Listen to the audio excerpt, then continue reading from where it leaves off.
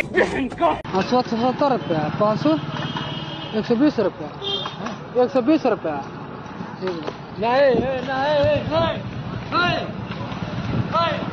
कैसे कैसे लोग रहते हैं यार।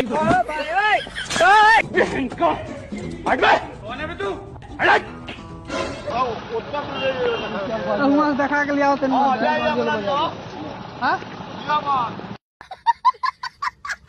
दाना देखा के लिया हाइए तो देखा के लिया दाना देखा के हिम्मत लिया हाँ बाबा देख लिया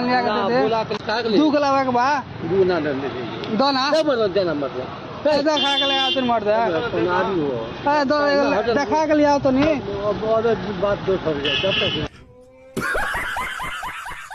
पाँच सौ ले देखा के लिया नहीं